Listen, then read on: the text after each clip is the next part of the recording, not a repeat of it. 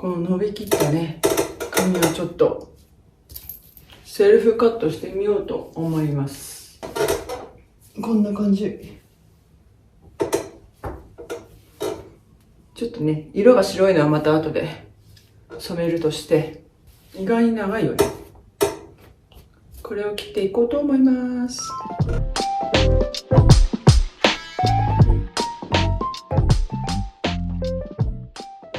はい、皆さんこんにちは。サコログのさっこです。今日はこの伸びきった髪をセルフカットしてみようとバスルームで撮ってみたんだけど、座ってる椅子がね、冒頭でもわかるようにギシギシ変な音がしちゃってて聞きづらくなっちゃってるので、ナレーションを入れていきたいと思います。まずね、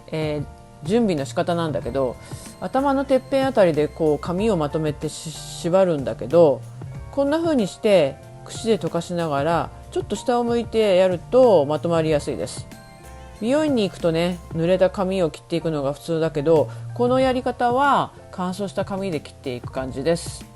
で、なんでセルフカットってなったかというと、最近ずっと伸ばしっぱなしの髪でロングヘアなんだけど、ショートっていう時も昔あって、なんだかその写真を見てたらショートにしたい症候群が起きてしまいまして、 YouTube 検索してたらセルフカットの動画がいっぱいこう出てきて、なんか気になり始めたら検索し始めて、もしかしたらできるかもって思えてきて、もうじゃあ挑戦しようっていう感じになって自分でやってみることにしてみました。もう最悪ね、失敗したら美容院で短くしてもらえばいいかなんて思ってるんで、でも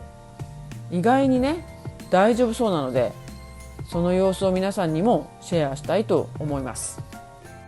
で、髪をまとめてこうやってゴムでギュッときつく取れないように結んで、鏡で確認しながら後ろの髪の毛がまだちゃんと入ってなかったら、縛った状態から櫛をかけていって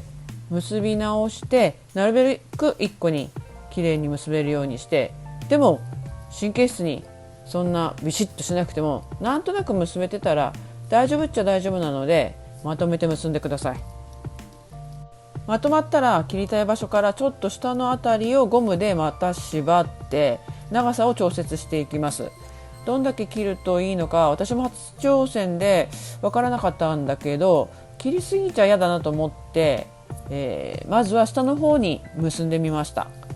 2個目に結んだゴムの上を切っていくので、髪の毛を短くしたい人はゴムを上の方に結んで切るとだいぶ短くなると思います。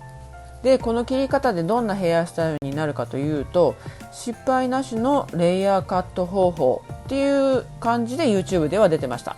YouTube 動画を見てると、素人には一番簡単なカットのやり方で動画もたくさん出ているので、もし興味ある人は他の YouTube でセルフカットで検索してみてください。そして断髪、もう切るときはね、もうガシガシいっちゃいましょう。聞いて、この音。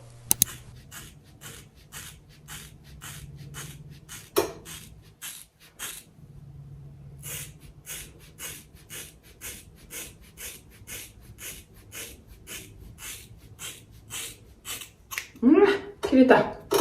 じゃじゃーん。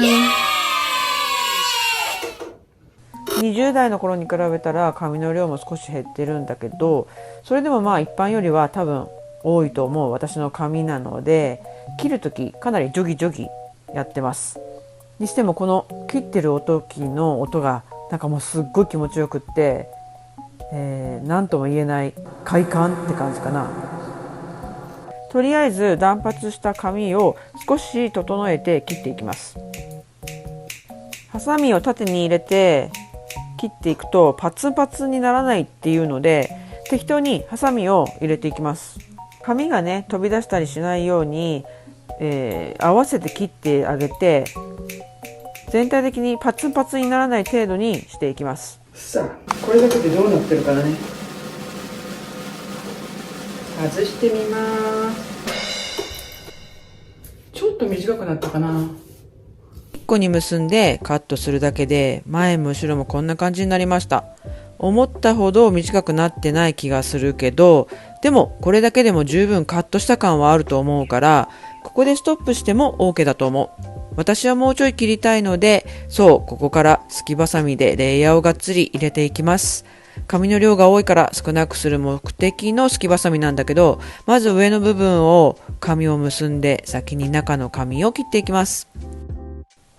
髪の毛を上に結んだら内側の髪の毛を適当な量を取って上の方からチョキチョキする感じで切っちゃいます。プロの目から見たらそれやばくないって言われちゃいそうだけど、もうそこは聞かないふりしていっちゃいます。一応調べてみたら内側の髪の毛は上の方からすきばさみで切っても大丈夫ってあったので、気持ちよくがっつり切っちゃいました。私の髪の毛なんだけど、分け目のところを見てもらえばわかるんだけど、ほとんど真っ白のグレーヘアで、ほっとくと塩が多いごま塩状態になっちゃってる。もう年取るってこういうところに出てくるんだよね。このご時世なんかいい薬出ないのってほんといつも思ってるんだけど、今のところは3週間に1回のマネキュアを入れることが一番のベストって感じだと思ってる。そして染めて伸ばしてしていると髪の下の方の色が変わってきちゃうから、今日はそこを重点的に切っていこうかなと思っています。そういえば若い頃、1980年代のまだ中学生だった頃は聖子ちゃんカットっていうのが流行ってて、くるくるドライヤーで髪を流すことに命かけてたことを思い出す。あの聖子ちゃんカットも確か当時はダンカットって言ってた気がするんだけど、今はそのダンカットっていう言葉が死語で、代わりにレイヤーカットって言い方になってるらしい。今の子たちにダンカットって言ってもきっとはぁって言われちゃいそうだよね。自分で切ってみると発見したことがあるんだけど、実は私は右利きなんだけど、左側の髪を切るのはやっぱり右のでハサミを持ってるから切りやすいんだけど、右側の髪を切るのはちょっとやりにくいことを発見した。だから何って言われちゃうと困るんだけど、何事も経験だからやってみてわかることもあるってことで、まあ54になっても知らないことはたくさんあるよね。はい、ではここを取って次は上ね。内側を適当にすきばさみで切ったら、次は上の部分を切っていこうと思います。上のかぶさる部分はすきばさみを入れる場合は短くしちゃうとピンピン跳ねてしまうらしくて、髪の下の方だけを切っていきます。感じとしては中森明菜ちゃんカット的なレイヤーを目指しますよ。そういえば80年代の時も聖子ちゃんカットの次はやっぱり明菜ちゃんカットみたいな大人っぽいロングのレイヤーカットが流行ってて、同じような髪にした記憶があるなーって思い出しました。そして80年代中盤あたりになると、私が高校生ぐらいなんだけど、ワンレンサーファー肩パッドっていうのが流行ってて、そういう私もワンレンヘアしてたけど、高校の規則は肩につくくらいの髪の時は2つに結びなさいって言われてて、もちろん前髪もワンレンだと顔にかからないように結びなさいっていう規則だったんだよね。前髪なんてオンザ眉毛って言葉があったぐらい、眉毛より下に髪がかかると切りなさいっていう規則で、友達が結構パッツンの前髪をしてた記憶を思い出す。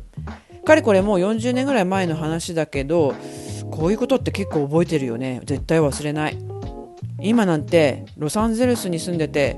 子供たちの学校とかを見てるといろんな人種がいるし、髪の色も質も違うし、ヘアスタイルの規則なんてあったらきっと暴動起こるんじゃないかって思うよ。最近の日本の規則はどうなっているのかちょっとわからないけど、その辺の規則って本当重要って今更ながら思うわ。前髪作っていこうかね。さて、全体的のカットが終わったので前髪を切っていきます。切りたい部分と横の髪だけ残して後ろの髪を結んじゃいます。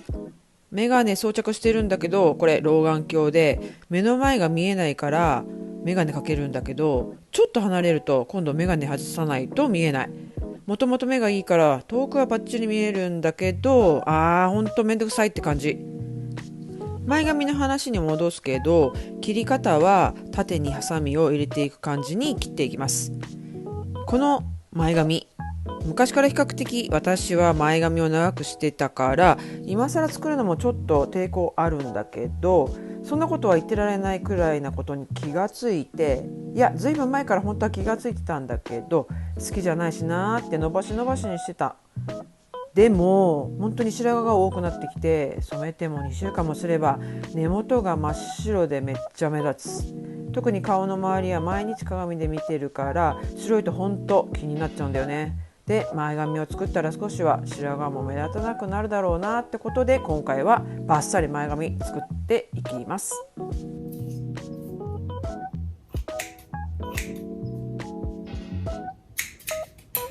いっか、